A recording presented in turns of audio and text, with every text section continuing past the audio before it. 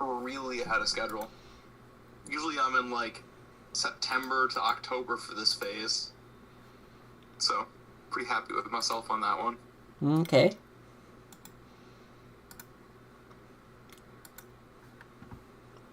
You been playing anything other than Star Fox lately, bro? No, pretty much just Star Fox. Unfortunately, with my life being as it is right now, it's kind of hard to find the time to play any video games outside of what I'm streaming.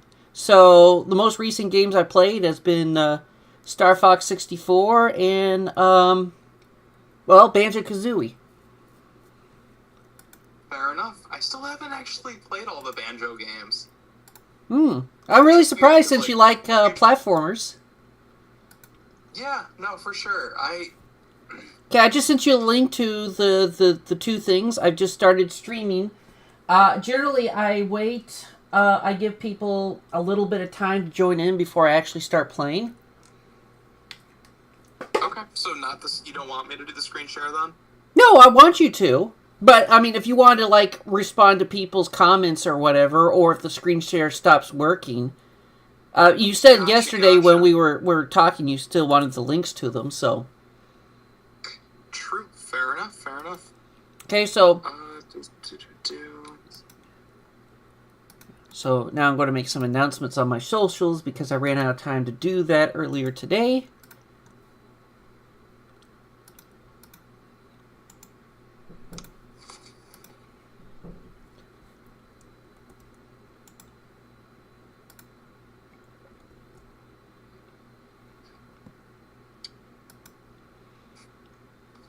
Sorry, I'm just trying to figure out the best way to set this up. No, that's fine. Which one of your chats is typically more active? Because I don't know if I have Twitch downloaded.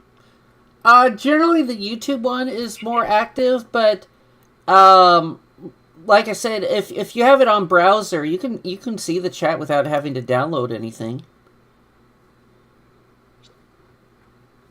I mean, what I do is I just have YouTube and Twitch opened up in two separate tabs on my on Google Chrome.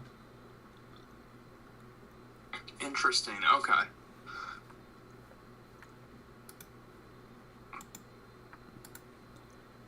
And I think we have someone that just hopped on. Plague Doctor, hello.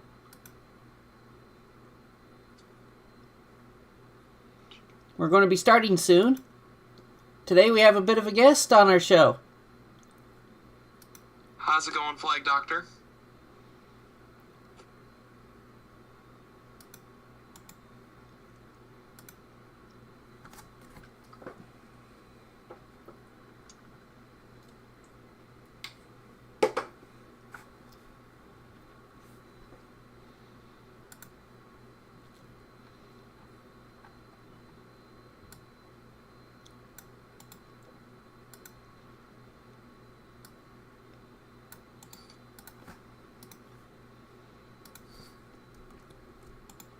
I can relate to that one, Plague Doctor.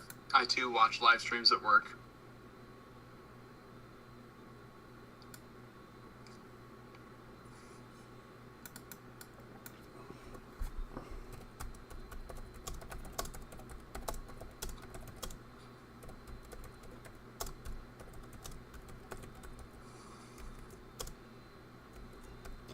Do you have a Twitter or Blue Sky, Dan?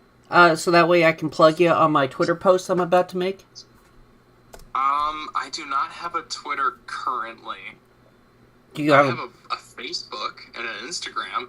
Okay, shoot me a link to one of those and I'll just put it into the post. Yeah.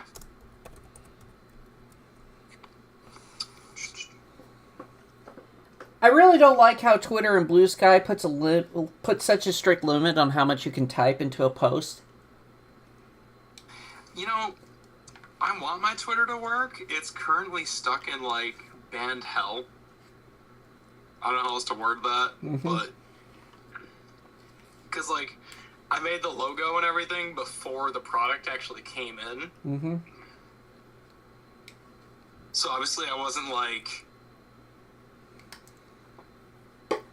posting on it until I actually had the product and started the business, because it takes a long time to get everything set up. And in that time, my account got suspended, and it's just been stuck in that loop. Every time I appeal it, it gets resuspended. Dang. And I'm like, all right, I guess I'm doing most of my stuff on Facebook now. Maybe you can just create a brand new separate account. Maybe, that way you'll get stuck out of that loop. That's what I've been thinking about doing. It's just sad because, like, my username was literally the name of the company. So to have to alter that's gonna suck. Yeah.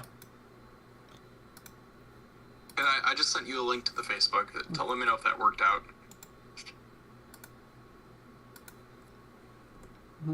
Now, what do you want me to title you as on this social media post? Just simply Dan, or controller wipes, or what? Dan, founder of Controller Wipes? I don't know. Something along those lines. Like I said, you don't need to make it super fancy. I'm just a guy trying to help out the community, man. It's wipes with a Z, right? It is Wipes with a Z. Okay.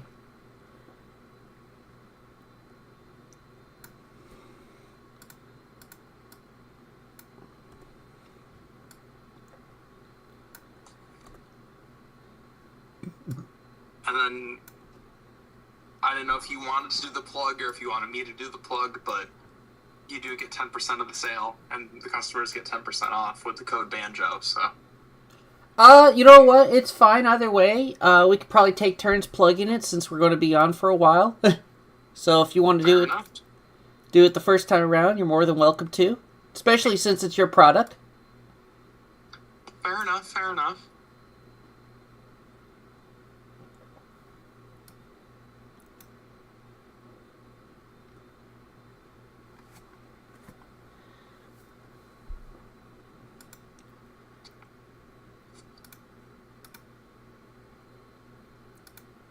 Okay, so I made the post on socials, and so we'll start the stream in 20 minutes while I send it out to other socials, like such as Discord, and, well, other places.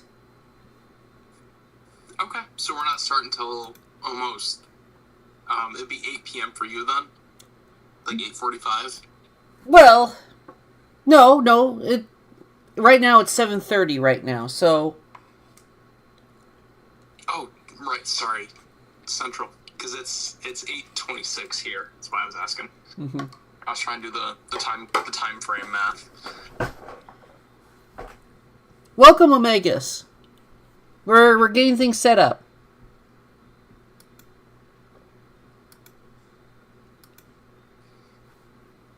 How you been, Omegas?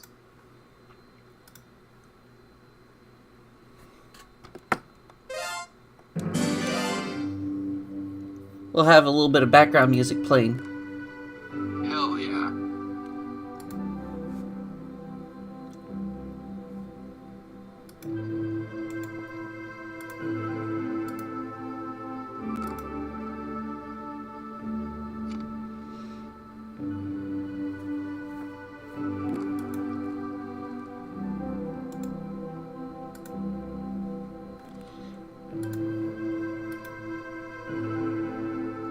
So, what do you think about the upcoming Star Fox 64 remake for the Switch 2? You have any thoughts on that? I haven't looked super close into it yet. Like I said, I've been really busy, man. But, I mean, I'm excited to try more Star Fox games. I know there's not that many of them out there. True. Is it actually a remake of 64, or is it like another reimagining? Well, they're promising, and this was like part of their marketing, they wanted to make it to feel as one-to-one with the 64 game as possible. But with, like, new story elements, a brand new art style, and expanded multiplayer. I mean, multiplayer would be great.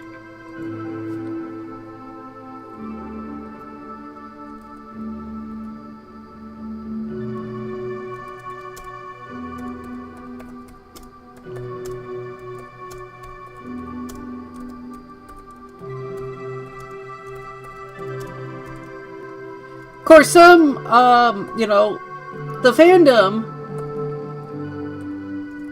is kind of mixed on it, because on one hand they're excited that there's finally a new Star Fox game after 10 years, but they're kind of also frustrated that it's the 5th time we've had a Star Fox game set in the Lilat War, and it's the 3rd time it's a remake of Star Fox 64. Which was already like a reimagining of Star Fox, the original, right? Yes. Super Nintendo? Yeah. How do I word this? And people pick on Zelda for being Ocarina of Time 5.0 again.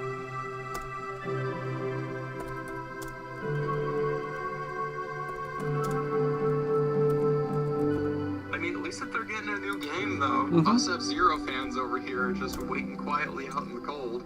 Well, at least they got F-Zero 99, which is something better than nothing. I guess, man, but that was almost a decade ago now. Has it really been that long since F-Zero 99 came out? Well, I mean, it's 2026. Wasn't that, like, 2017? I thought it came out in, like, 2020? Oh, okay. Still, I mean... I could be wrong. I could be wrong, too. I mean, you might actually, I think you're right. I enjoyed it, but, like, it was just Super Nintendo F-Zero with highly dense multiplayer. Like, I don't know, man. We haven't got a good F-Zero game since, like, GX, like, a new IP one. It'd be like if they didn't make a Mario game and they're like, oh yeah, Mario 35th, or, Mario 35th anniversary. Congratulations. First game in 15 years, enjoy. Because didn't they do the same thing with the Mario 35th one? Yeah, they did Super Mario 35, and yeah, it's like Battle Royale, with the game where it's like, you have 35 players. Yeah, and like that's cool, but it's not like a new entry, Yeah.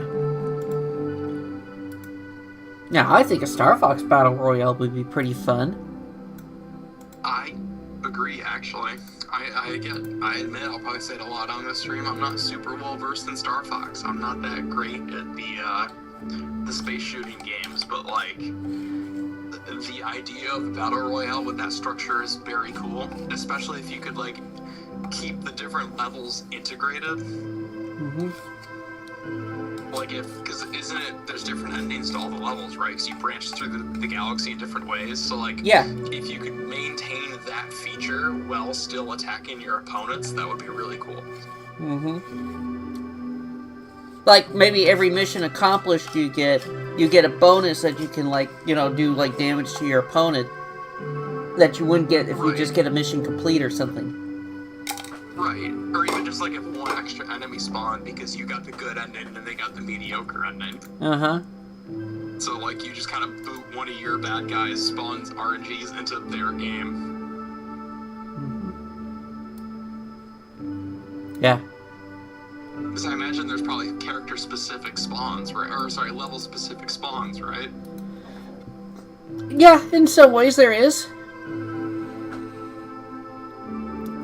This would be cool, like, if you took, like... Again, I'm not super familiar with the game, but if you took, like, one of the better exits, and it had an enemy that doesn't spawn in the worst exit, and it boots that enemy into their level, that'd be cool. Yeah.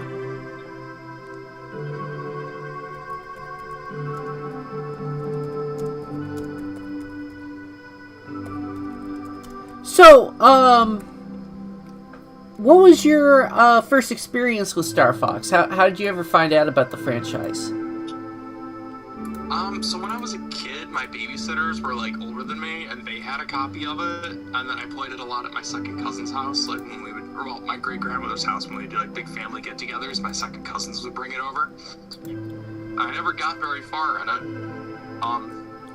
I don't think I made it past the asteroid field back then either. Well, when I was a little kid, I like Mario 64 more, so when the opportunity was given to me to finally like pick the game, it was not my first pick, but it's a cool game. When I was a kid, I could make it past the asteroid field, but I could never really get past Star Wolf, which was the next stage after the asteroid field. Fair enough. In fact, it wasn't until this recent playthrough that I actually found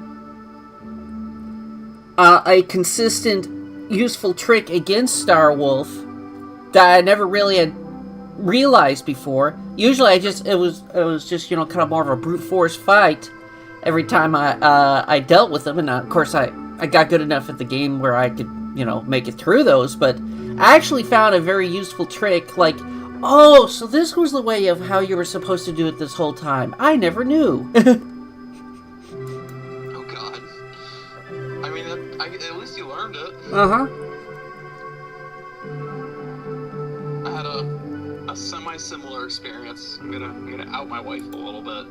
She was playing Skyward Sword a couple of years ago, and she never actually learned how to do the proper parry for demise, like in the final fight. So she just kept like Dark Souls in it, for lack of a better word. She would break his animation until he fell on the ground. Ah. And I was like, there's so many easier ways to do this, honey. And she's like, no, I got this.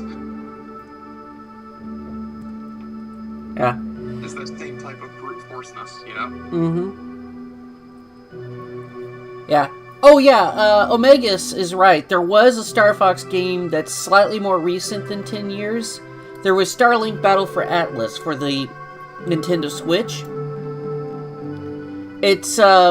It's not officially a Star Fox game, but there's so much Star Fox content in it that I kind of consider it a Star Fox game. I don't know why it didn't come to mind just now, but Battle for Atlas, I think, came out in 2018, 2019. I mean, it's gotta be better than Zero, right? Well, it certainly controls better than Zero. It kind of is like, almost in some ways, kind of a unofficial sequel to Zero, because it actually kind of carries forward some of Zero's plot points. Okay. Is this like a Federation Force type situation? Well, depends on what you mean, a Federation Force type situation. Just like released but not super loved by the fan base. Well, let me put it this way. People that played it liked it, but the game came... The whole... Ubisoft really wanted to get into the whole Toys for Life thing, because everyone was doing it. Nintendo was doing it, Activision was doing it, Disney was doing it, Lego was doing it, and the problem was, by the time their game came out, the Toys for Life had died just like the year before. So, it was basically a game that was doomed for failure, but I found it to be a pretty good game, and, well, especially the Star Fox the Star Fox content's like the best part of the game. I mean, isn't that kind of like low-key the story of modern-day Ubisoft, is that they're always like a year late to chasing the trends? I mean, they used to be like, I haven't played a lot of the Assassin's Creed games or anything, but even just like Rayman, like they used to be a really big staple in the gaming community, much like Activision or EA. Like in the early 2000s, if a game was made by EA or Activision or Ubisoft, you knew it was going to be amazing, and then like all three of those companies just started chasing trends left and right to their own detriments. Indeed, and it's like, it's fine to chase trends, but the problem is, half the time, it's either not a good trend, or they jump on the trend too late. I think it was easier to chase trends when development time was, like, shorter. Yes. Like, you could pump out a PS2 game in, like, 6 months if you were really trying. in which case the trends were still a thing, but you could not pump out like a PS3 or a PS4 game in 6 months. It wasn't happening. Yeah. Even then, for what I understand, a lot of those crunch culture stories, they had their starts in the PS2 era. So it's like even then, it was starting to get kind of grueling. Well, even before then too, like the Sonic series has a ton of crunch development games, even back to like the Genesis. Oh yeah. Like, the development of Sonic 3 was rough. That's an understatement. It's just funny because Sonic 3 is probably my favorite 2D Sonic game. Hands down, I agree with you. For a very long time, I rode the Sonic 2 bus. I was like, nah, Sonic 2 is better. I still very, very partial to Sonic 2. I like that game's overall, like, gameplay and feel a little better. But I think Sonic 3, especially combined with Knuckles, is the better. It's like the paramount of that franchise. It has non-diegetic storytelling like down pat, environmental storytelling down pat. It's just like it tells such an epic story without having to actually vocalize a single word. For Sonic 3, yes, I agree. Or are you talking about Sonic 2 having environmental No, I was story? talking about Sonic 3. Yeah. Oh, yes. There's a better term that I just can't think of at the moment. Environmental storytelling? Yeah, there's a better way to say that, but that is what I'm talking about. Yeah.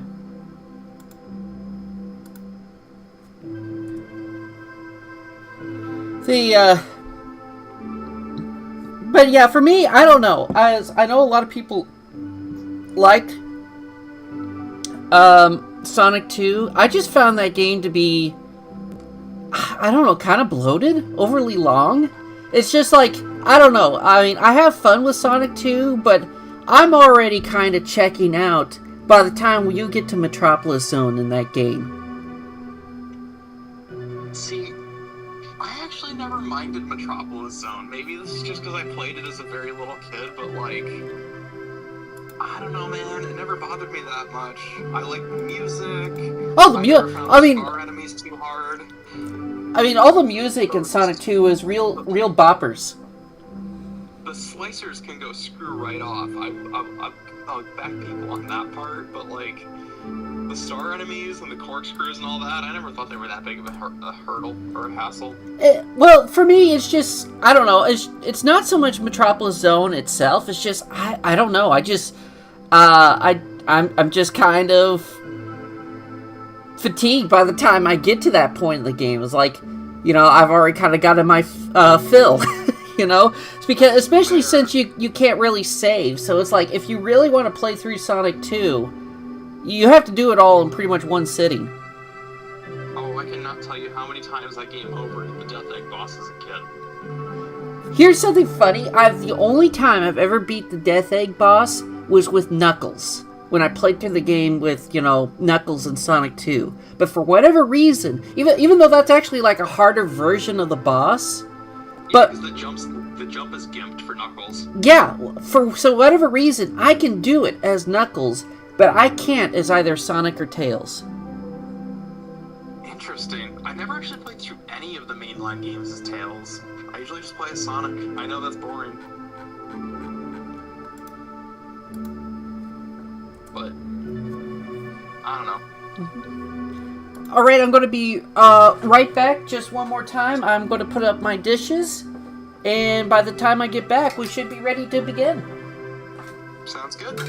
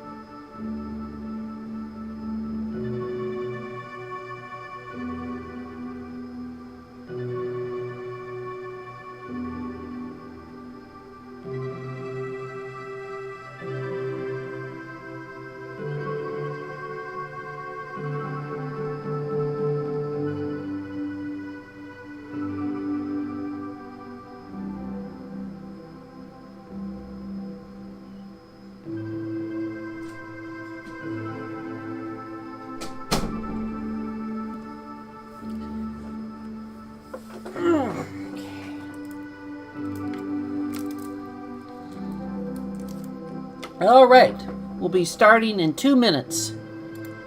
So, before we begin, Dan, do you have any questions about Star Fox 64 that you're curious to know about? I mean, none that come to the top of my mind, but I'm sure some will come up during the stream. Okay. Well, a little. Oh, sorry. Oh, go ahead. I guess the biggest one I'm curious about is, are you playing it with like the raw images, or are you using any kind of like CRT filters? I'm just kind of. I'm using the default settings on the PC Recomp, which is let's see, film grain on, original ratio for the communication boxes, resolution is automatic, no downsampling. I have the aspect ratio basically set to widescreen. Frame rate is 144 hertz. I have anti-aliasing on, and yeah, the HUD placement is 16:9. And in terms of other stuff, I have uncompressed audio. That's nice. That's a big plus, especially coming off a 64 game. Mm-hmm.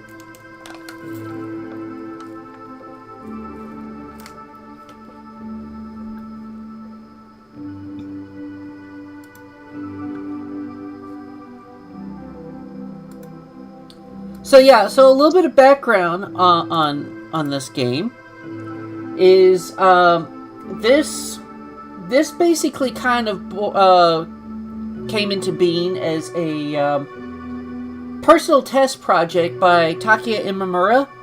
See, he was originally going to be working on. He worked on FX Stunt Racer for the Super Nintendo. And when he learned that Star Fox 2 was in the works for the Super Nintendo, they had already selected somebody else to be the lead artist for that project. And so he didn't really have a project to work on anymore. And so he did what other Nintendo devs were doing at the time when they didn't have a project, which was to work on experimenting with the N64 dev kits. Well, he partnered up with someone that he had worked with on Link to the Past, and they came up with the idea of, well, let's see what Star Fox would look like on N64 hardware. Well, one thing led to another, and production on Star Fox 2 basically imploded, and it, unfortunately got canceled. And Imamura took the opportunity to pitch the idea to Miyamoto. Miyamoto was actually not on board with it. He thought that their time and resources would be better spent in joining the Mario 64 team, but he was willing to hear them out, and so him and a bunch of the Nintendo execs scheduled a time for them to show off what they were able to come up with in the dev kit. And so Imamura showed off what he and this other person had built, and it only played for about 1 minute and 30 seconds before it hard crashed. But that 1 minute and 30 seconds was apparently so impressive that they greenlit the Star Fox 64 project. I mean, that's probably a really good thing in retrospect, because can you imagine if the 64 didn't have Star Fox? It wasn't launch title, but wasn't it like first year? N64 came out in late 96. Star Fox 64 came out in 97. Okay, so, I mean, close to launch here. Yeah. But, like, there was not a lot of games for that console for a while. Yeah. But yeah, this turned out to be quite the passion project for Imamura. Even though he wasn't technically the director of the project, he was the lead artist and basically the game's writer. And that's so, always good. yeah, and I so was looking for auteur style games. yeah, and so this project is very much near and dear to him, even to this day. And Miyamoto was so impressed by this game that even at the time, he felt like there's no way we're going to be able to top this. And, well, that might have been both prophetic and kind of a self-fulfilling curse, because in some ways they never have. So, as someone that's not super familiar with Star Fox, that is the thing everyone that I know that likes the franchise always says, is that this is the best one. Mm-hmm. Alright, so, hello everyone, welcome back to another episode of my Let's Play of Star Fox 64. Today on the show, we have the guest, Dan Clark of Controller Wipes. Say hello to everyone, Mr. Dan. Hey everyone. Dan, why don't you share a little bit about yourself as we begin? Yeah, so, I'm like a huge retro gaming enthusiast. I think I currently have... hold on, I can count quick. 9 game consoles plugged into my downstairs CRT collection, and then like another 8 or 9 upstairs. So like huge retro hardware enthusiast. I really like playing things on like their original controllers, but over the years I realized that they were all getting kind of like gross and sticky as friends and family used them all, so I created a product to minimize that with simple ease and, easy use and minimal effort put into actually achieving that goal, so I don't have to like lug around bottles of isopropyl alcohol everywhere. Mm-hmm. So I created individually wrapped and sealed roughly like 6 by 5 inch isopropyl wipes soaked in 71% isopropyl alcohol, so that it doesn't damage any of the plastics, controllers, finishes, or rubber joysticks or anything. Okay. And yes, if you take a look at the description box on the on either Twitch or YouTube, you'll see a link to Controller Wipes. From there, you can use Banjo as a discount to get. It'll help support Sonny over here, and then help support me as well. Mm-hmm. All right, so quick question: did you ever take a look at training mode in this game? I have not. Okay, well, I'll do a little brief run through of that as we get ourselves warmed up. Kind of surprised you didn't play training mode. To training mode. Always kind of trying to force my way through games. Fair enough. It was years before I ever played training mode 2, because I was like 4 years old. I didn't know what training mode meant.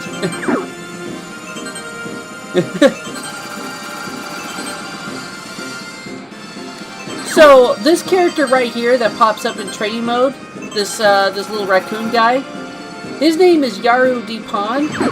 He's actually like a very important figure in like Star Fox lore, but he only ever appears in this one training mode. He is the CEO of the preeminent arms company, Space Dynamics, in the Star Fox universe. They are an arms and ship company, so they build most firearms and spacecraft in the Star Fox universe. Yeah, the R-Wing is, at least according to Star Fox 64's lore, the R-Wing was definitely something that Space Dynamics was involved with. The R-Wing is an experimental spacecraft using G-diffuser technology. G-diffuser technology, by the way, is apparently something involving like G-forces and gravity and stuff. It's very vague, but it's like a MacGuffin to explain why the R-Wings are so good. That makes sense. Now, funny enough, the whole G-diffuser technology was actually a creation of Andros before he was like exiled. So I think that's a little bit of a funny irony there. That is a funny irony. Also, one interesting thing about Yaru Deepon is Yaru is not technically a good guy.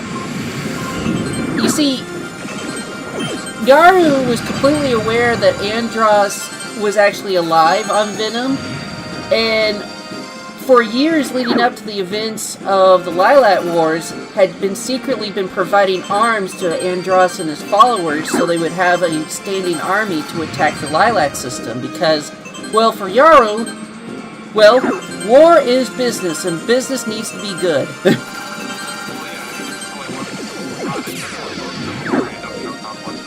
Yes. Another interesting thing is, Yaru also secretly provided the Starwolf team with the Wolfens, which is their signature spacecraft. Sounds like he's desperate to get a competition. Anyway, that's why I was saying he's kind of a very much important, like, lore figure, but he, like I said, he only appears in this one game.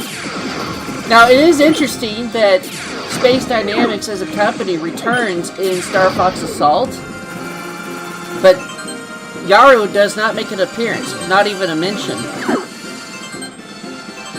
So, I kind of have a personal headcanon that perhaps maybe his secret dealings caught up with him eventually, and maybe he's serving time or something. Who knows?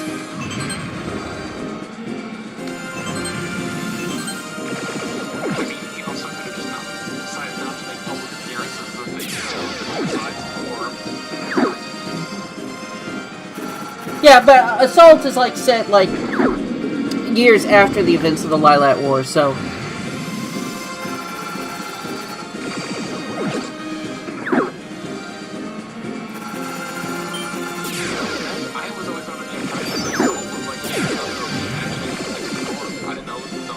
no, yeah. You see, Assault. Okay, so after Star Fox 64, there's Star Fox Adventures, which is set 8 years after the events of Star Fox 64. And then Star Fox Assault is set 1 to 2 years after the events of Star Fox Adventures. And then Star Fox Command, which is the next game following that one, it's also set like 1 to 3 years after the events of Assault. What's that? The Nintendo DS.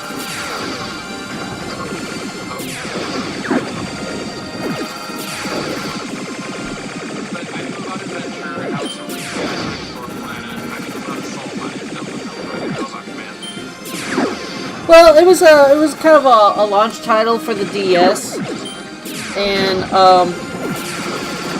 it's not really well liked by a significant portion of the fan base. Mainly just because of some of the interesting directions that they went with the story.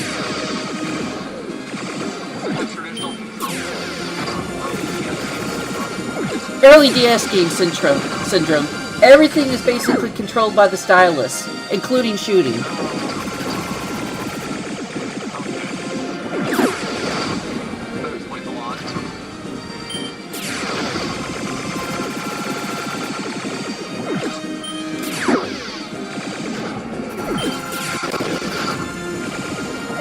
But yeah, the one thing that's interesting is Star Fox Command is also the only other Star Fox game that was written by Imamura outside of well, this game.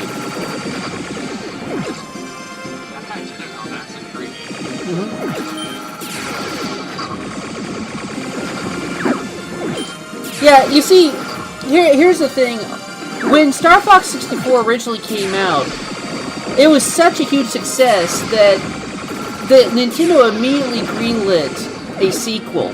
However, despite everybody at Nintendo being in agreement that a sequel needed to be done, they just didn't simply have the manpower to make a sequel, because as soon as Star Fox 64 was done, they needed all hands on deck to get Ocarina of Time across the finish line. And then as soon as that was done, they had to get F-Zero X across the finish line. And then as soon as that was done, you know, they immediately had to jump on and do Majora's Mask. And by the time Majora's Mask was done, well, that was pretty much the entire lifespan of the N64. They were already talking about the GameCube by then. So, and so they realized, like, we ran out of time to do an actual sequel. So that's part of the reason why Dinosaur Planet got reskinned into Star Fox Adventures, because, well, they didn't have the manpower to actually make a sequel on their own in-house. That's crazy. And one thing that's funny is a lot of the planned, or at least considered, plot elements for the Star Fox 64 sequel that never got made ended up being used as plot elements for Star Fox Command. I mean, that makes sense.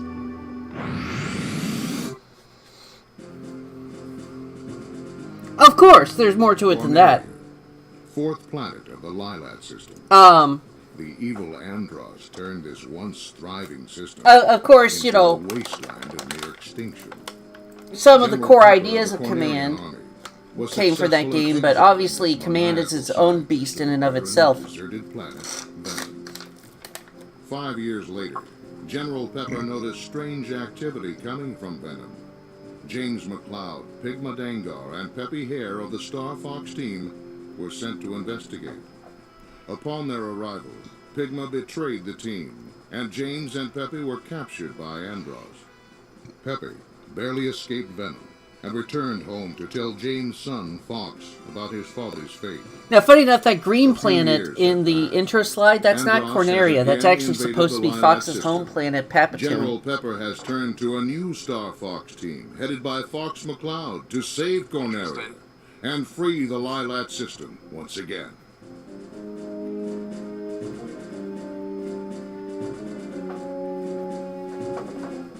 So, yeah, we're going to be doing expert mode.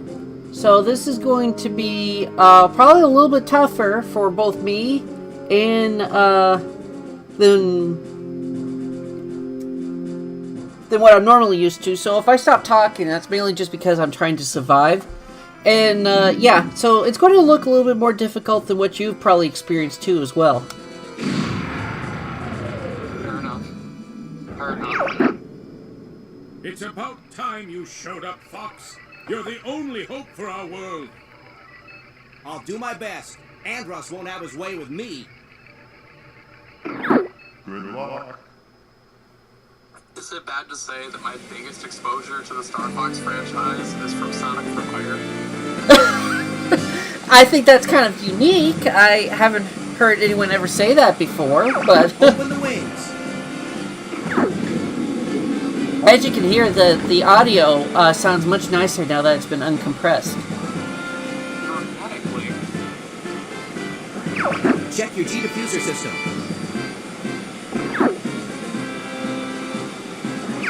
Falco here. I'm on.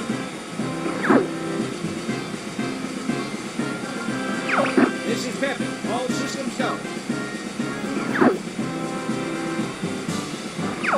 Slippy here. I'm okay.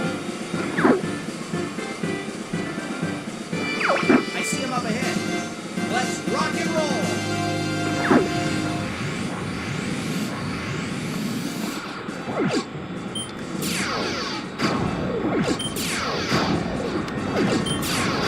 Now, one of the things that's unique about expert mode is it's pretty much almost one-hit kill.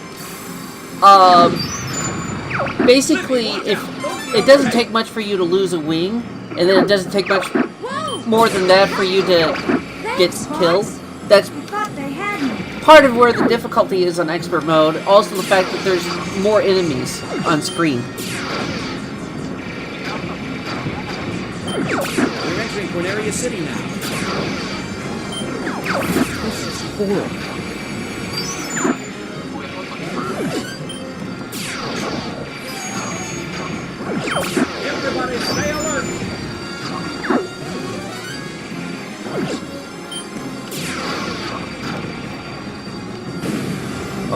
See? Yeah, you weren't kidding. That was a big deal in your house. You got an enemy on your tail.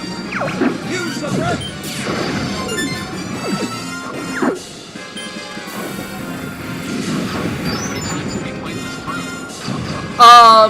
Well, in terms of streams, I ended up basically doing like 3 or 4 playthroughs per stream. So this is my 4th stream, so you can kind of do the math there. Something's wrong in the G diffuser. Use the boots to chase. I could use some help here, Pop. I guess I should be thankful. Do a barrel roll.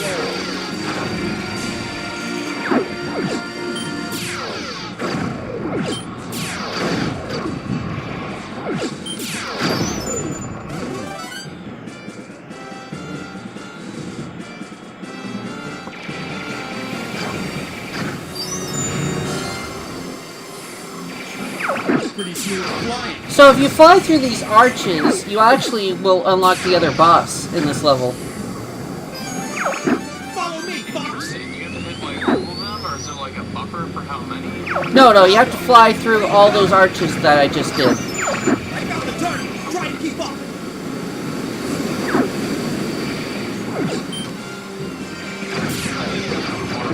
Yeah. Time for payday. If you try to fly through the waterfall without going through those arches, you'll just hit a stone wall. Well, that's not very conducive to flying.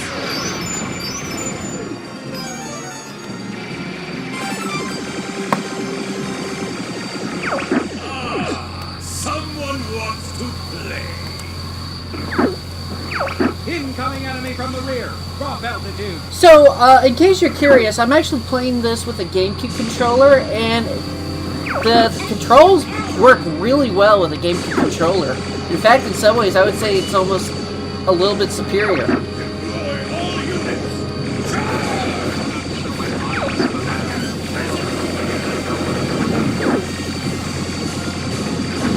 That's it, Fox. Aim for the open spot. Yeah, I want to get a controller,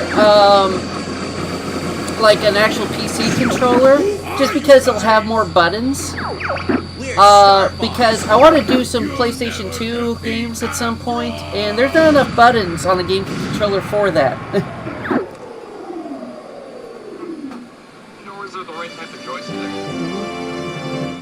Like, I love the GameCube joysticks so much. But Yeah. it's not good for, like... We're heading out. All aircraft report. Uh-huh.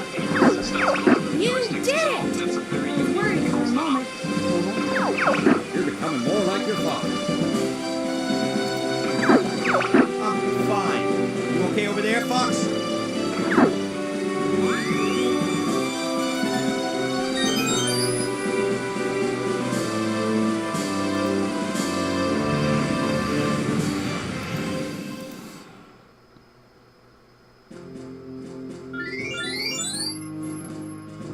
All right.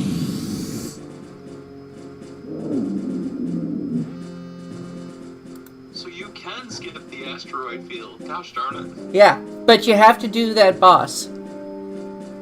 Okay. Also, is there a way to turn up the volume on your microphone? Hold on. Is that a little better? Yes, a little better. Okay. I was sitting a little far away because I had to charge my phone more.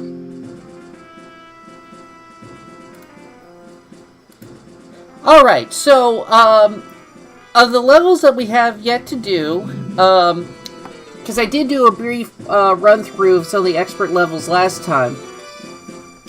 We haven't done Sector X, and we haven't done Titania, so we are going to do, like, the easy...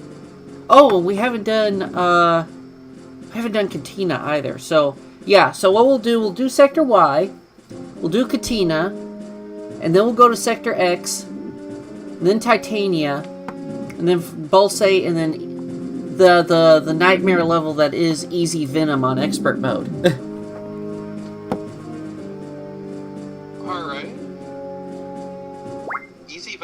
expert mode just sounds like a mouthful. What? Good Oh. luck. Oh dear. I think I made a mistake. I forgot to disable... What'd you forget to disable?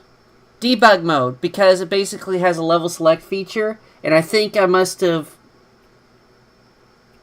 fiddled with the joystick slightly, and so it thought it wanted me to replay Corneria again. I mean, that's one way to get extra lives. Yes, but I was kind of hoping to kind of do this playthrough legitimately.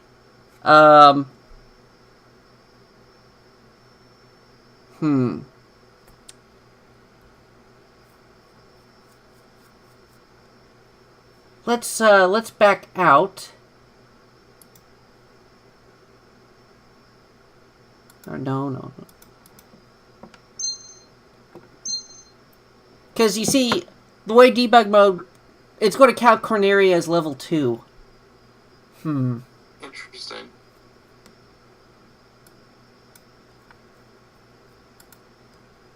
Okay, I'm going to reload it.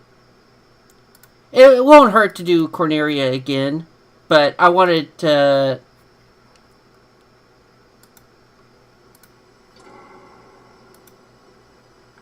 I want to do it right.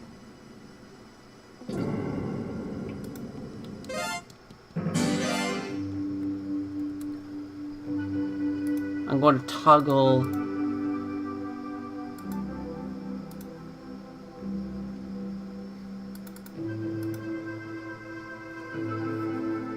I'm going to disable level select for now.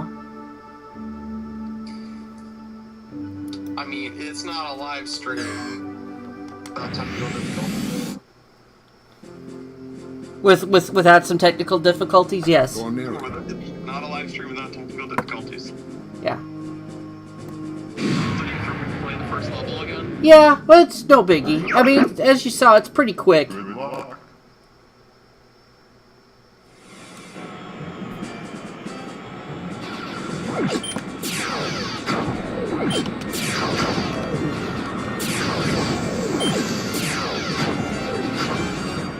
So, one of the interesting things was, in development, originally,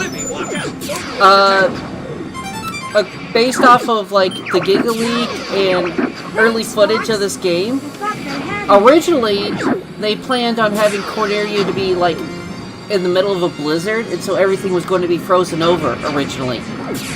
So everything had, like, snow textures and stuff. This is horrible. I don't know. Everybody stay alert.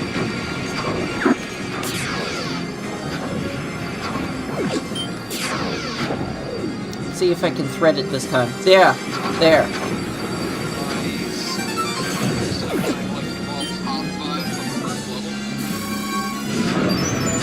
You got an enemy on your tail. What was the question? Use the brakes. I guess probably not.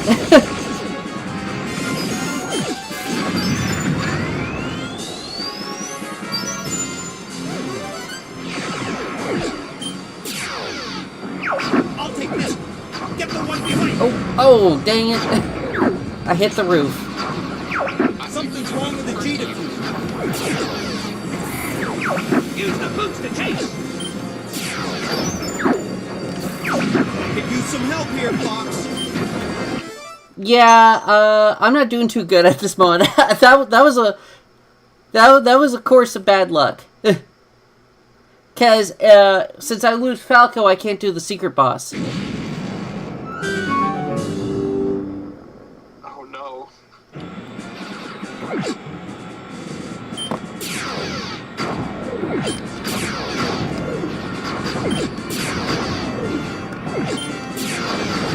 Like I said, expert mode's still pretty new for me, so it catches me by surprise. Thanks, Fox. I thought they had me.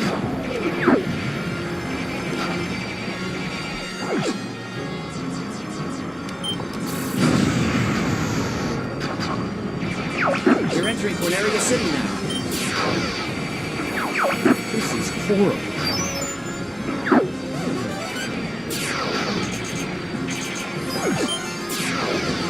Everybody stay alert!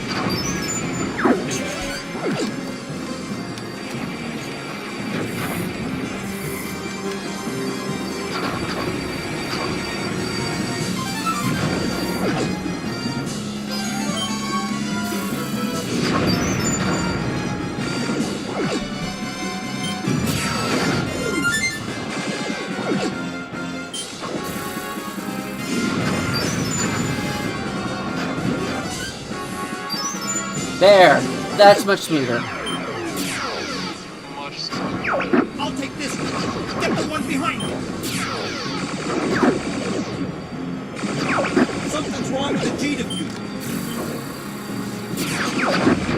I guess I should be thankful. Oh, dang.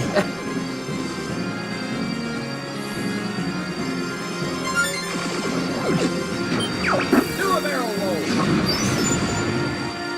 Now you're probably wondering, what's the reward for playing through Expert Mode?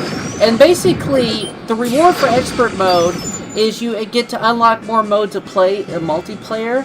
But the problem is, with the PC Recomp, multiplayer was disabled. So we won't actually get any unlocks for actually doing Expert Mode. But on the actual N64 hardware, Follow me. if you play through Expert Mode and get the medals there and stuff, you would basically unlock on-foot multiplayer. Try to keep up. Yeah.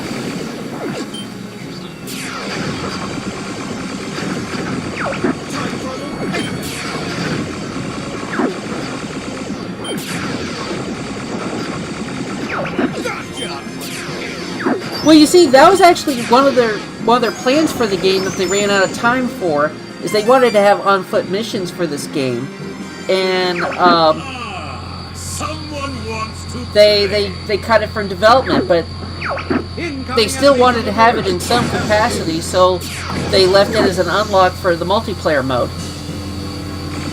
Enemy shield allies.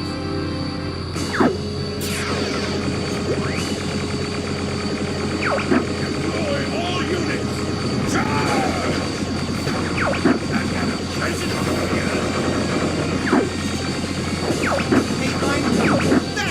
Fox. Aim for the open spot. Yes! It's working!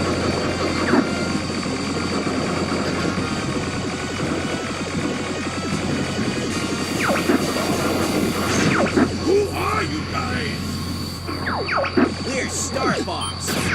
You'll never defeat Android! Now, another interesting thing is when people started looking into like the files of Star Fox 64 when they were decomping it, they found that this game actually has like pretty in-depth like water technology in this game. You did it! I was worried for a moment. You're becoming more like your father. But yeah, it actually like simulates like some reflections and stuff, Okay over there, and Fox? if you have an explosion that happens in the water, it'll actually like make waves and stuff.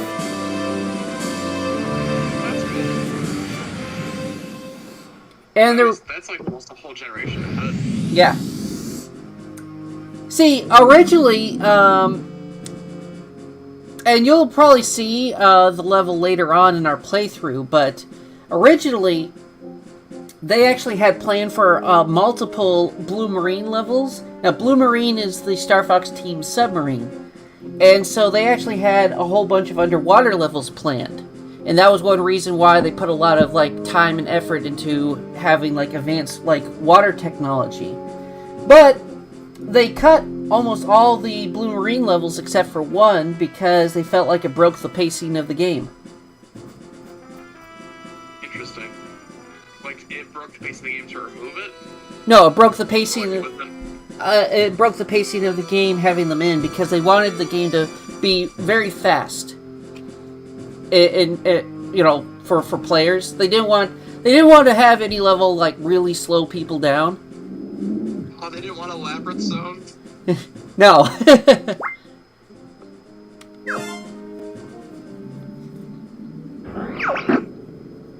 Fox, we're under attack. Help us out here. I'm on my way. Good luck.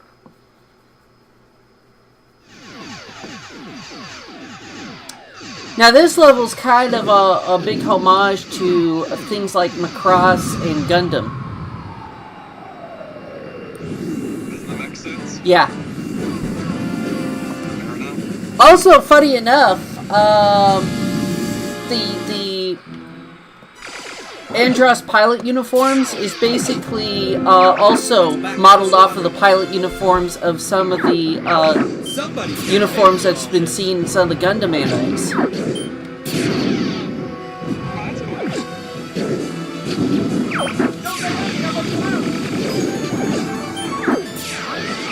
Something's wrong. I don't see anything. Good luck, Fox.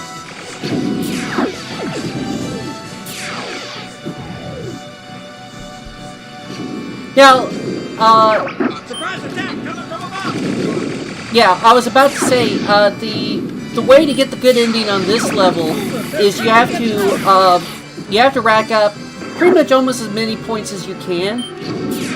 And this level will actually kind of give you hints if you're on the right track or not.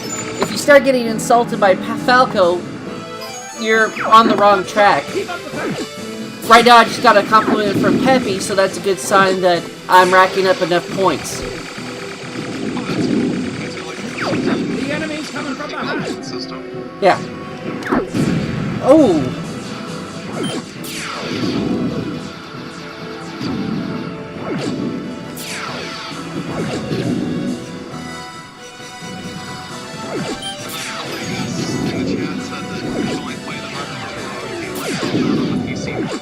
Yeah, he's talking about the multiplayer mode. You can't do it on the. I've got everything above.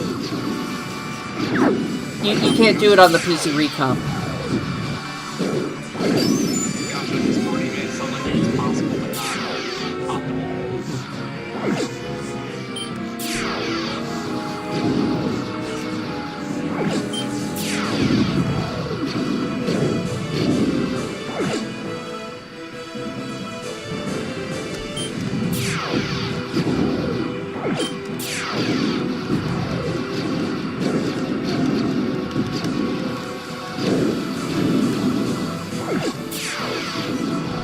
Also, if you notice, there was a nice little nod there. That R-Wing that just flew by, that was Slippy. And you can tell it was Slippy because the laser was green. Ooh. We're gonna break through that fleet. You're becoming a better pilot. I got another compliment from Peppy, so I'm on the right path.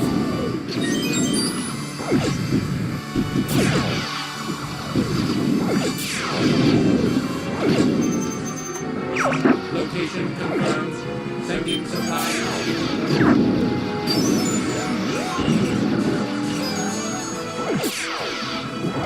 Something's up ahead. Looks different. All range mode. You know, one thing that's funny is when I was a kid, I didn't realize Slippy was a guy. I actually thought Slippy was a girl because, well, their voice in this game. James, quit moving around. Why are you trying to sexualize a frog? I wasn't. I was just a kid. I just thought I was, like, the girl on the team is all. Slippy's hit. Sounds like Mega Man. Mega Man 8. Honestly, it wouldn't surprise me Hey, I'm hit. if it was the same voice actor. Don't party just yet.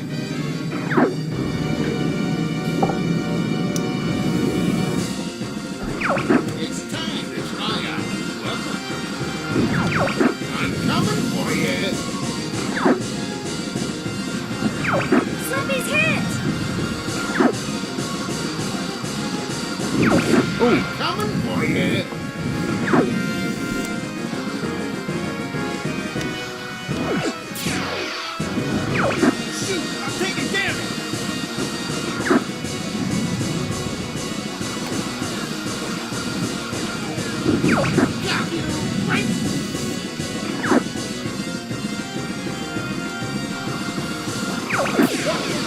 carefully, Hawk! Shoot! I'm taking damage! Jeez, quit moving around!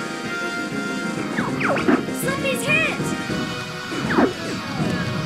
Dang, I didn't even land a shot on that pass. What's wrong? Is that it?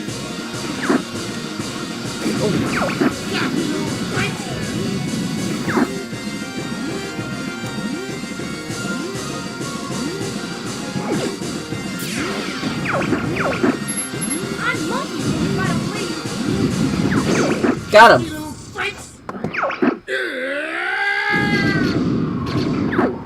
Now, does it hurt your rank at all that you lost Slippy? Well, you won't get a medal for the stage, but then again, I don't know if I'm going to be trying to hunt for medals on expert mode. We're heading for Octopus. Report in. Slippy ship in for repair. Your skills have improved, Fox. I guess you're good for something. Why is Poco always so antagonistic? Yeah, he's like such a jerk in this game. It's because, well, according to the backstory, Falco and Fox are actually rivals. They've been rivals for like years and years that they've known each other. And, you see, in the plot of Star Fox 64, Fox has just like recently formed the Star Fox team. And, Fox is also like younger than Falco by a couple of years. And so, essentially, Fox has yet to earn Falco's respect. So that's kind of why he's like such a jerk to you in this game. Fair enough. But we're not going to go to Aquas right now on this run. We are going to go to Katina. Now, funny enough, Katina was kind of a later addition in the development of this game. When you see it, you'll know exactly what movie this level's a reference from.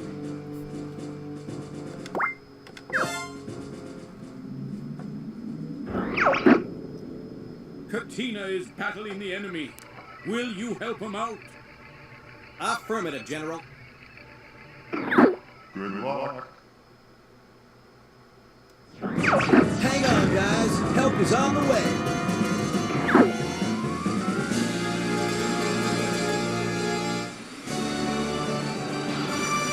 Do you recognize what movie this is a reference to? Made it.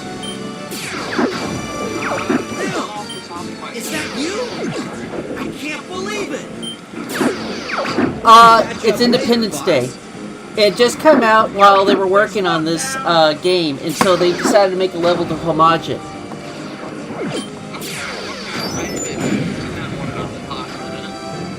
Dang. Scratch one boat. Yeah, well, I'm playing expert mode, so, you know, mid-air collisions, not fun. All units report. Ox, that's one of ours. I won't let you get away from me. Enemy mothership approaching. Now, funny enough, the same month that Star Fox 64 came out, the Independence Day tie-in game came out for the PlayStation 1. And everybody, like magazines at the time that reviewed both games, basically it was unanimous between different like video game magazines that Star Fox 64 was a better Independence Day game than the Independence Day game. J.O. in chat. He gets going with the wind.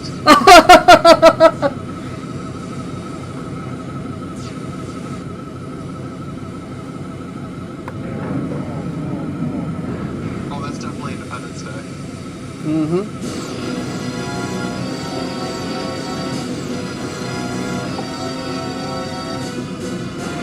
Here they come. Get up from the one building and the dirt ground polygons, but Those are the four hatches on the underside.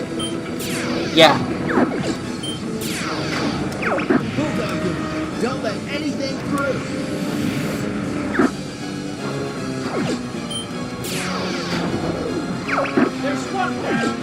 What happened to the laser upgrade? I thought it was right there.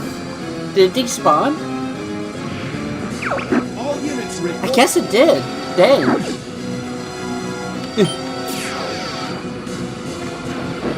Hey, Einstein, I'm on your side.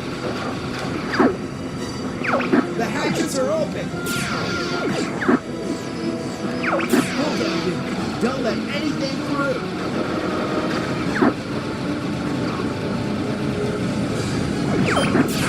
Get away from me. I mean, it is realistic to lose a wing in a mid-air collision, but... Husky unit, cover the base.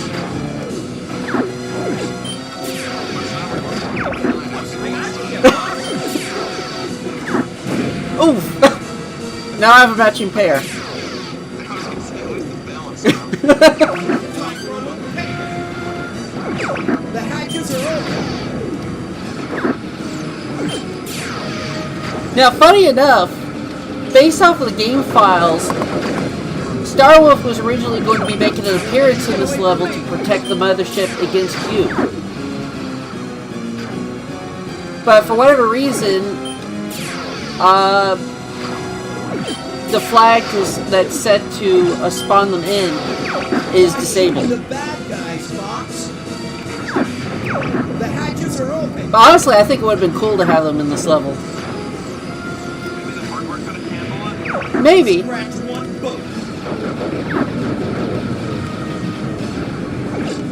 Or they didn't love fighting well enough. Time for a little payback. I think it was probably more just, I don't know, probably difficulty purposes. Of course, keep in mind, that might have been back when the middle route was its own full fleshed out route.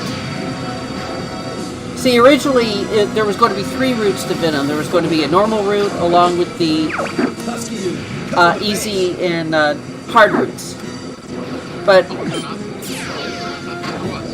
no, at the when you go down the neutral path, once you get to Macbeth, you either go onto the hard route or the easy route.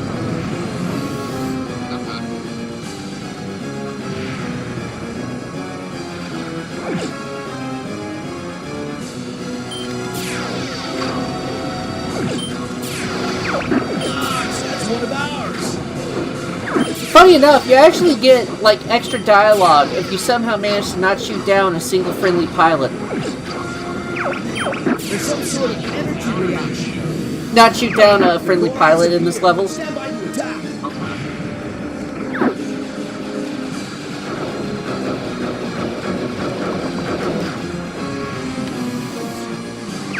Hurry up. Take out that core.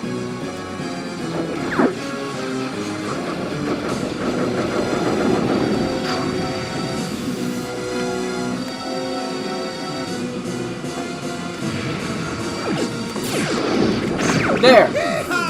You did it! Now that's another Independence Day looking shot. Very much so.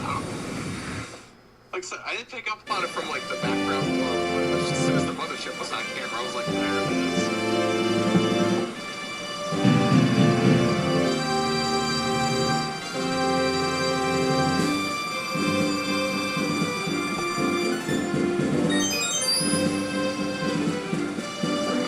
Take care, Fox. You too, Bill.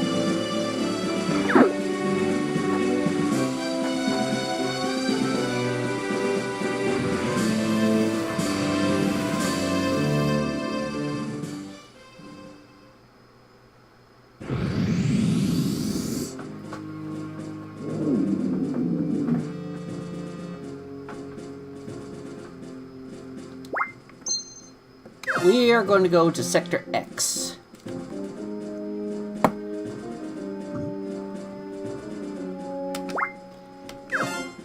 Now, Sector X is also full of film references. Reports indicate that Andros is working on some Yes, secret such as weapon. 2001 Space Odyssey, Star Trek The Motion Picture, and a few other things.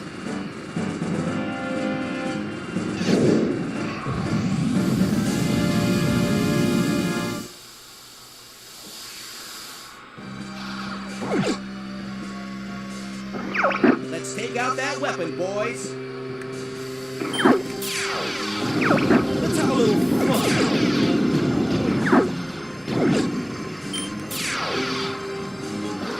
Stay alert!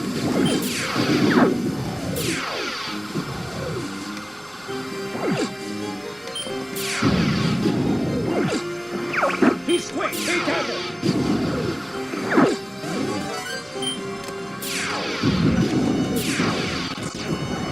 Enemy group behind us! Big! Fast! We're getting close to the base!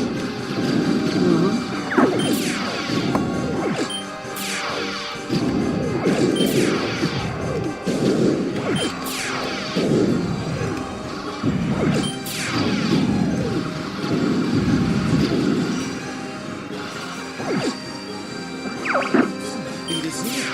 It's all gone.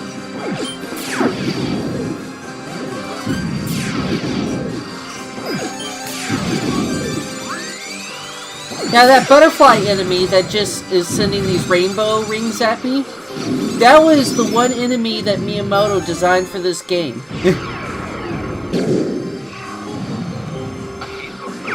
What the heck is that? They're on me! I'm getting careless! Night, Fox!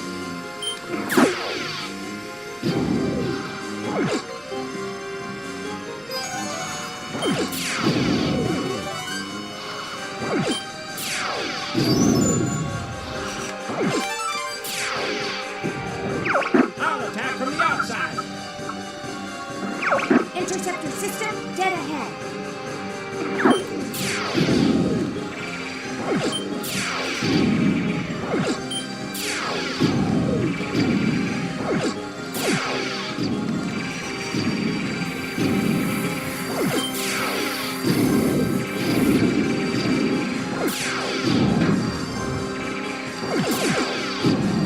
Now, interesting enough, this level actually went through a heavy redesign during the making of this game. This originally was going to be a bioweapons facility, but for whatever reason, they turned it into a robotics facility and moved the boss that was intended for this level to be instead the boss of Solar.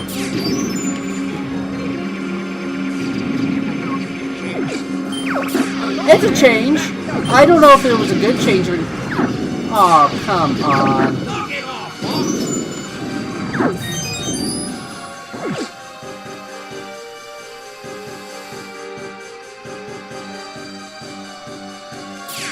Anyway, but yeah, this was a facility that Andros and his forces had built.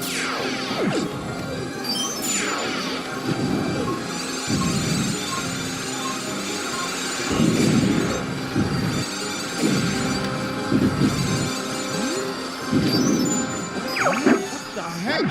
Fox, look behind you!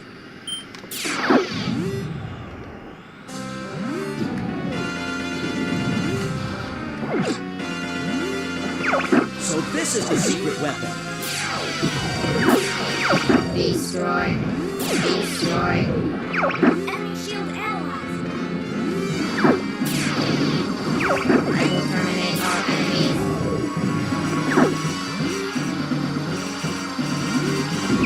You are an enemy.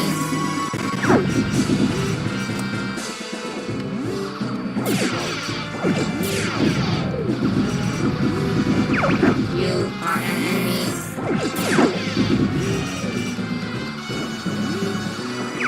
Where is the creator?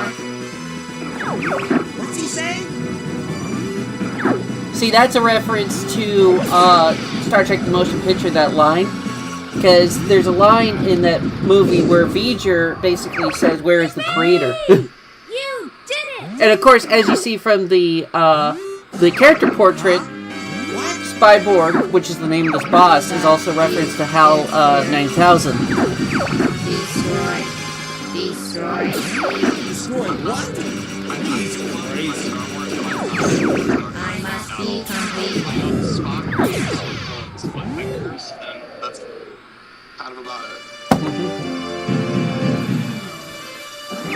All aircraft report.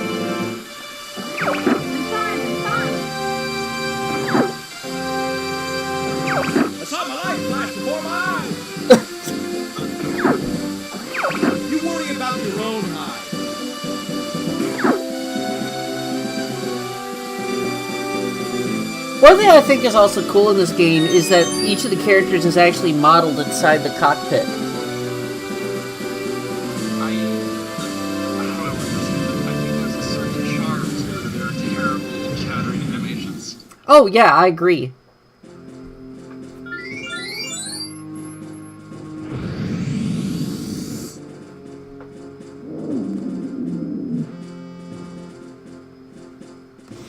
Alright, instead of going to Macbeth, which is actually one of my favorite levels in the game, we are going to do Titania, since we have yet to see what the expert version of that level is like. Fair enough.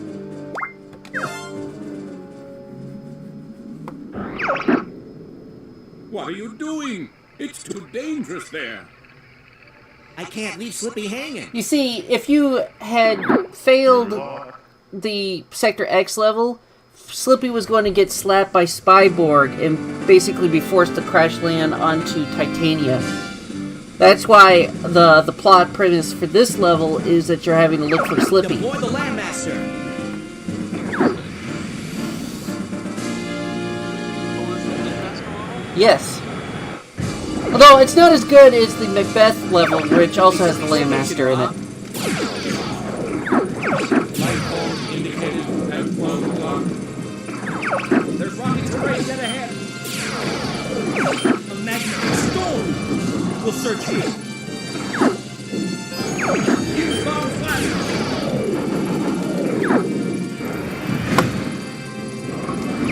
I think you look better in this tank. Why don't you come down here, Falco? All that. You sure be a pain in the neck. Don't go too fast, Falco. Enemy fighters coming at you, Fox. Try hover X.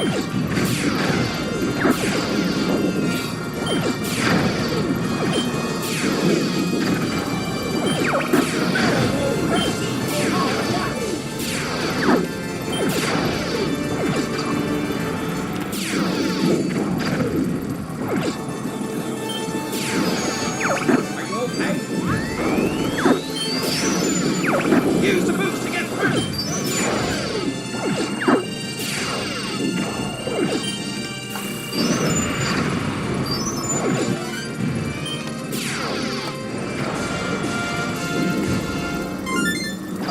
Personally, I really like the Landmaster in this game. Yeah, it controls really well. It feels like a tank, but also feels pretty mobile too.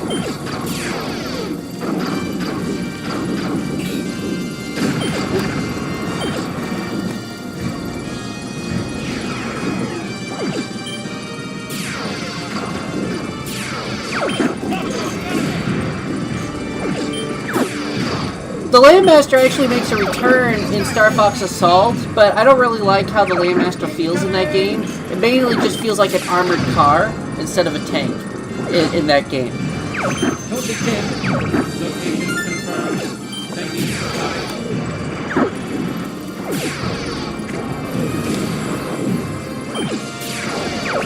Shoot! Right behind you!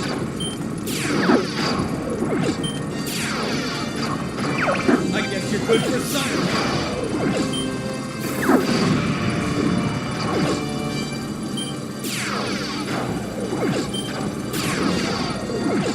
Titania, which is this level, also went through extensive redevelopment during the making of this game. Originally, it was going to be a lot more sandy, and you were going to have to deal with like bioweapons and the like, including like a sandworm, which probably would have been a reference to like Dune or something. Okay, hold together just a bit further. Ah! I'm hit! Is that you, Slippy? I'll be there soon.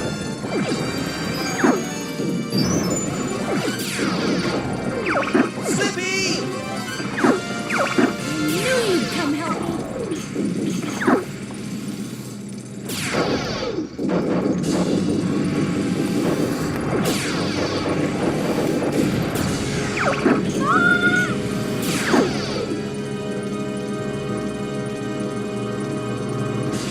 Now, one thing is also interesting about Star Fox 64 is originally during development, each boss was originally going to have an introductory cutscene. You know, not unlike what they would later do with, like, Ocarina of Time and Majora's Mask. It's impossible this way! But, again, they wanted the game to be pretty seamless and fast-paced. Made it! And so they cut the cutscenes that was going to originally introduce each boss and have, like, you know, like a title with their name and stuff on it.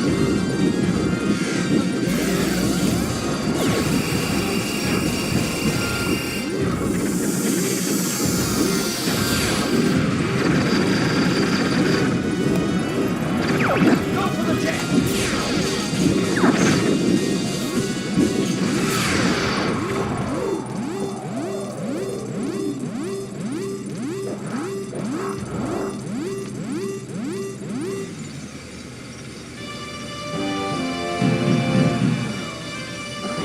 All aircraft report.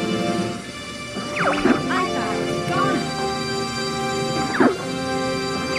We're always saving your hide, Slip.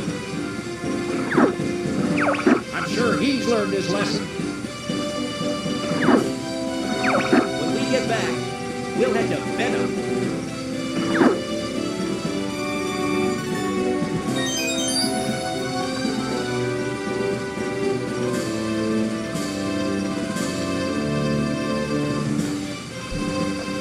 So, do you think, so what do you think of some of these levels so far? Do they seem fun?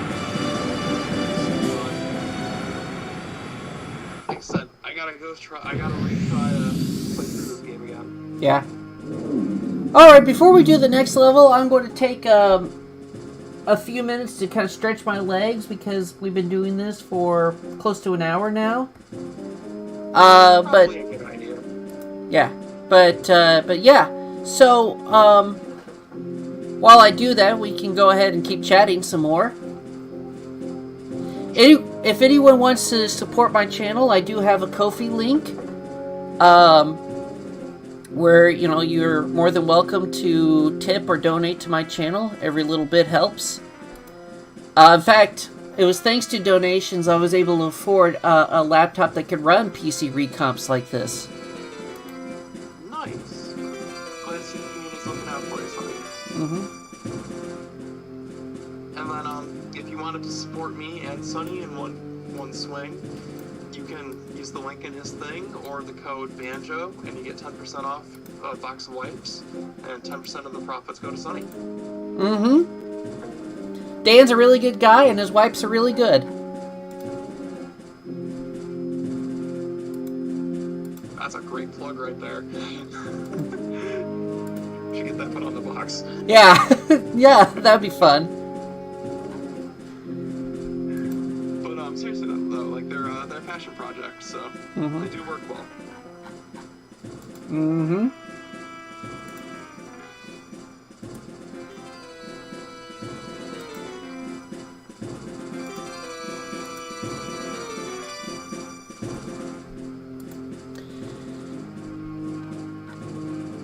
So,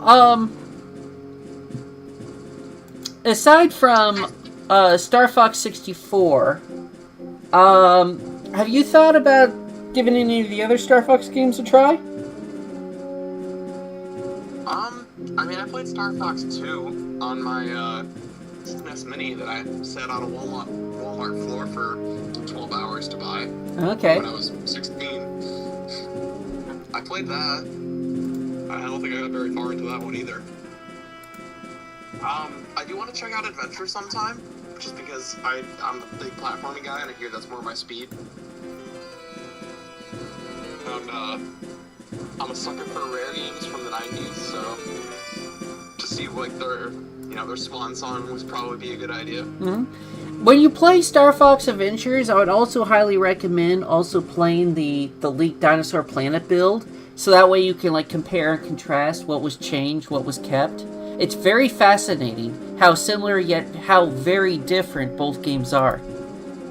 Interesting. Like I said, I'm a huge fan. I know I haven't finished Banjo yet, but like I love Conker's Bad Fur Day, like with a passion. Mm-hmm. Like I don't care how janky it is, that game will always be in my top 10. Yeah. Oh, Conker was like the perfect game for the perfect time. That nobody bought. Yes. But I mean, it was a great like commentary on like platformer games of that era, as well as like Rare's own projects. And it also was like came out right at the perfect time when like South Park style humor, it was like at its like most popular.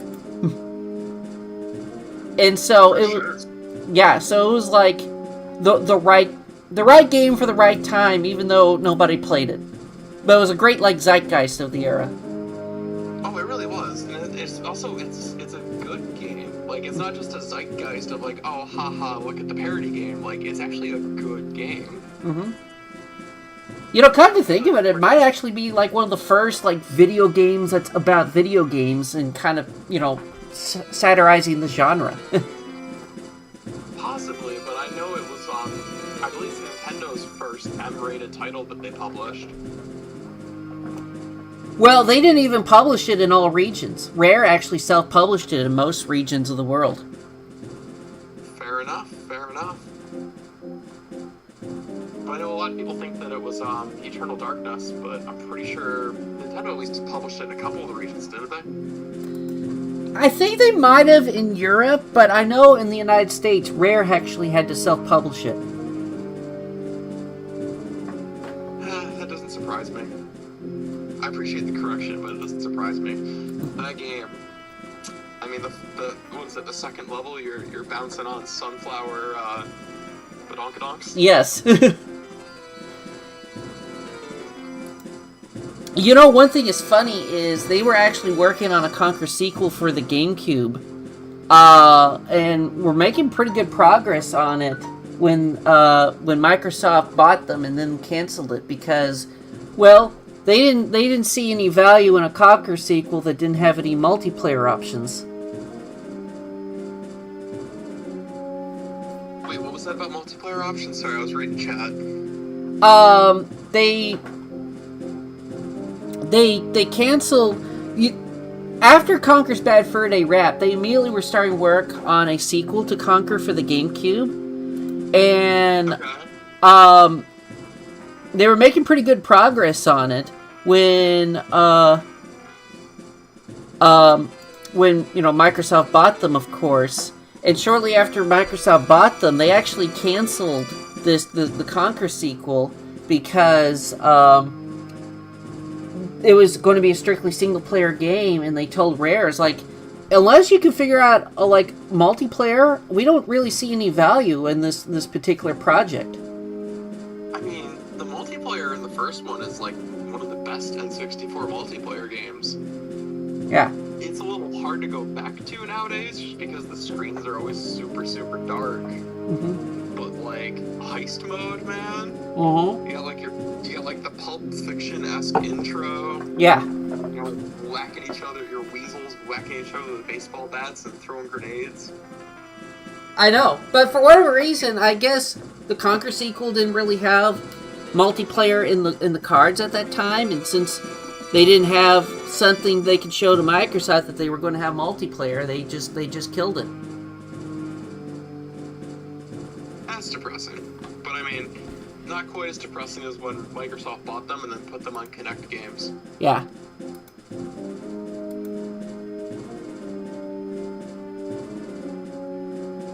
Aren't they starting to try to turn that around, though, by the way? Like, isn't Microsoft or Xbox new CEO, like, actually making good gaming decisions finally? We'll see. I mean, people thought the same thing about the previous CEO when they took over and had to fix the disaster that was Xbox One. So... Yeah. So, I don't know, this is gonna be my fanboy showing, but like, as a Nintendo and Sega fanboy, following that, I guess if I had to pick another team, it'd be Sony. But like, Xbox just has this trend of they buy the best of their competition. mm-hmm.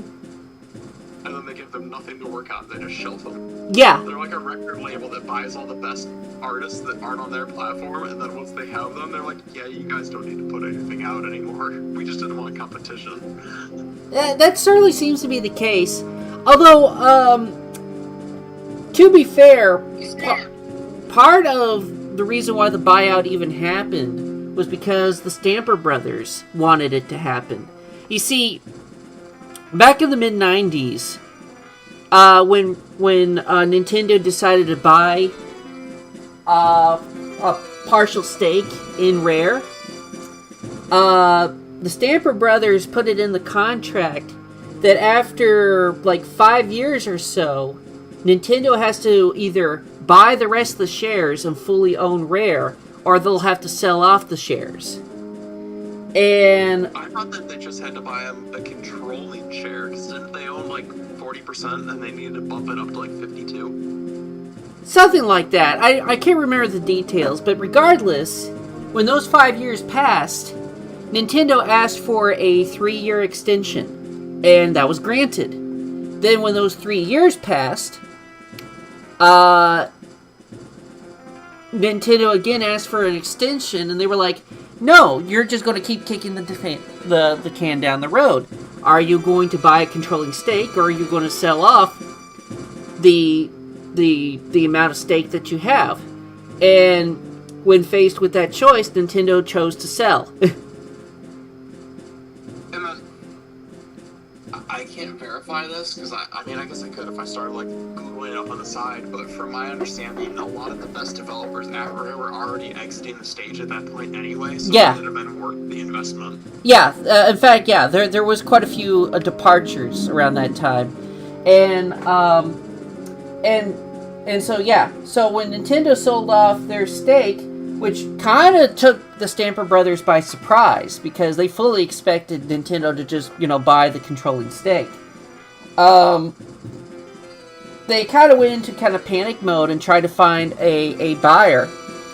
And Activision really, really wanted to buy them. And in fact, the Stamper Brothers really wanted Activision to buy them, which is kind of funny in hindsight. Well, again, as we were saying earlier, Activision used to be a really well-respected company. Indeed. Yeah, remember, like, they were the, for lack of a better word, they were the Rare of Atari. Yeah. They were And the best developers at Atari that left because of the shoddy working conditions to make their own company. indeed. Like, for a very long time, they were, like, as AAA as AAA could get without being self-published. Yeah. And, yeah, but at the last minute, Activision backed out, and so Microsoft made an offer, and that's kind of how it happened. Also, is it J.O.? J.O. says with a question mark and an exclamation point, Xbox One was a disaster. Well, if you saw the original E3 announcement for the Xbox One, then yes.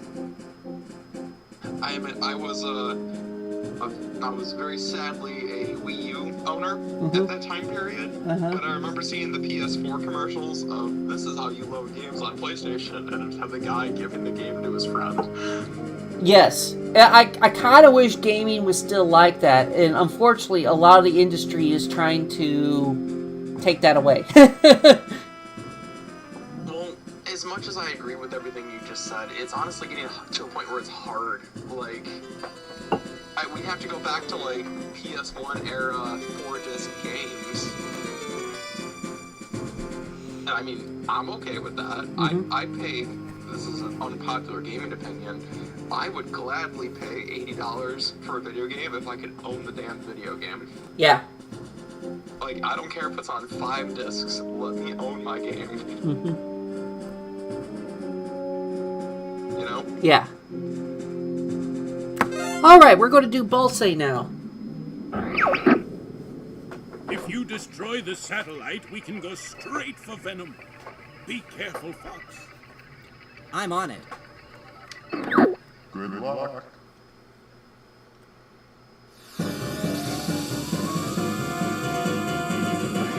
Okay, guys, destroy all barriers.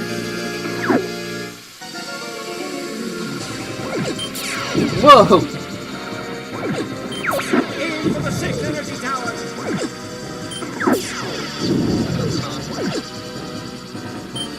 Yep. I'll cover you, Fox. Time for a little payoff.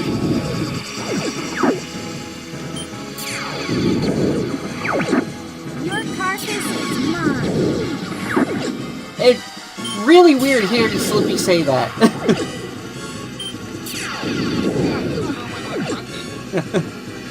Oh, it's funny. It's even funnier. In Star Fox Assault, there's a level Hey! The force where field is disappearing. Slippy, like, just declares at the top of his lungs, "No mercy!" and, you know, like, kill them all! Fox, get this guy off me. Take care of that guy behind me, Fox. Fox, get this guy off me.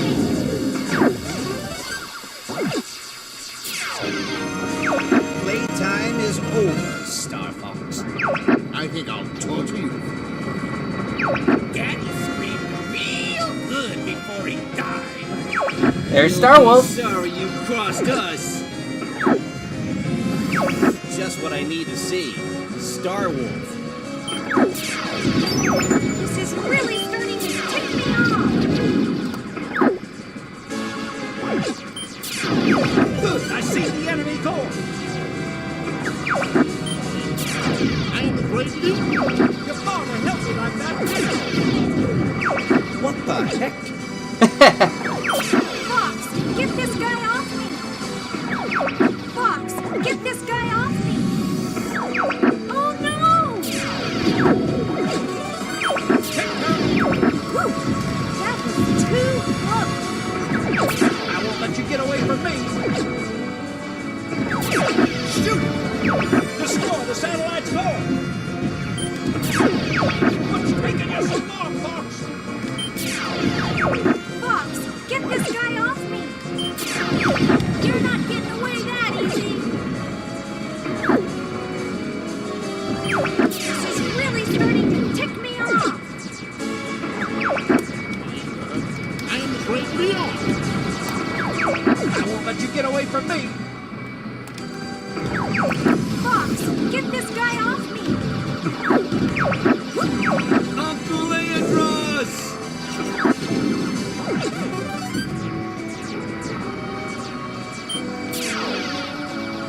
Yeah, one kind of thing I kind of have You're not as tough. a bit of a complaint about this game is, in these kinds of levels, your teammates are kind of useless. Fox, get this guy off me. We'll be seeing you Well, with that. yeah, but it's... Destroy the satellite's core. I mean, it's just that, you know, it's much more apparent in these kinds of levels where they're constantly asking for your help. You're not so tough. Occasionally they do actually shoot something down, but it's like very rare. I won't let you get away from me. Yeah. You're not as tough as I thought. Hey, Einstein, I'm on your side. Oh. You're in my sights. You're going down.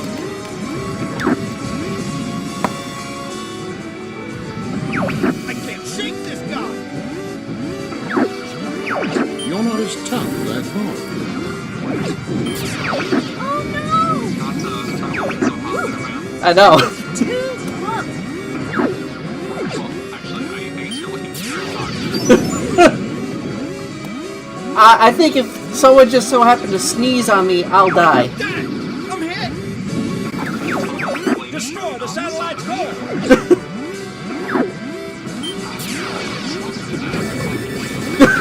Oh, dang.